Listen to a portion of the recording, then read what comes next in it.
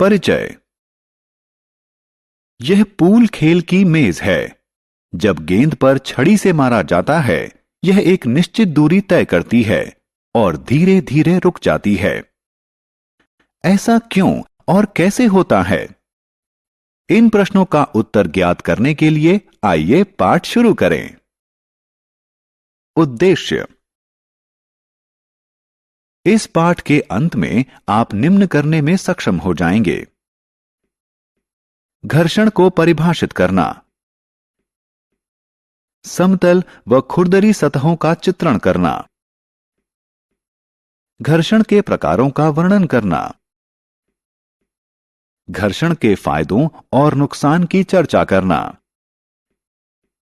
घर्षण कम या ज्यादा करने की विधियों का चित्रण करना, घर्षण बल। आइए हम अपने दैनिक जीवन से एक उदाहरण लेते हैं। सड़क पर साइकिल से चलते समय जब तक आप पैडल घुमाते हैं तब तक साइकिल चलती रहती है। जब आप पैडल घुमाना बंद करते हैं, साइकिल की गति धीमी पड़ जाती है और धीरे धीरे साइकिल रुक जाती है। ऐसा क्यों होता है? ऐसा वास्तव में घर्षण के कारण होता है, जो दो सतहों के एक दूसरे के संस्पर्श में गति करने अथवा गति करने के प्रयास में उत्पन्न होने वाला एक बल है। जब एक सतह दूसरी सतह के संस्पर्श में गति करती है अथवा गति करने का प्रयास करती है, तो घर्षण सदैव गति का अथवा गति करने के प्रयास का विरोध करता है। वह बल जो पिंड द्वारा किसी सतह पर गति करने के दौरान गति का विरोध करता है, घर्षण बल कहलाता है। घर्षण निर्धारित करने वाले कारक। घर्षण दोनों सतहों की बनावट पर निर्भर करता है। घर्षण दोनों सतहों को एक साथ अपकर्षित करने वाले संस्पर्श बल की मात्रा पर भी निर्भर करता है। इसका सरल उत्तर यह है कि सड़क पर गति करते समय साइकिल के टायर सड़क की सतह के विरुद्ध रगड़ रहे होते हैं। जब दो सतहें एक दूसरे से रगड़ती हैं, तो दोनों पर एक बल लगता है। यह बल गति के विपरीत दिशा में लगता है। इस तरह यह बल गति को धीमा कर देता है और अंततः वस्तु को रोक देता है। घर्षण पर बनावट का प्रभाव। चित्र में एक गेंद समतल सतह पर गतिमान है और एक दूसरी वैसी ही गेंद खुरदरी सतह पर गतिमान है।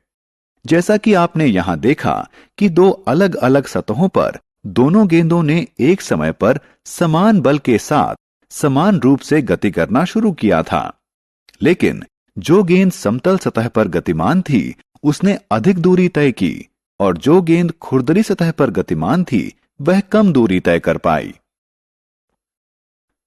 इससे पता चलता है कि संस्पर्श करने वाली समान सतहों पर समतल सतह की तुलना में खुरदरी सतह अधिक बल लगाती है।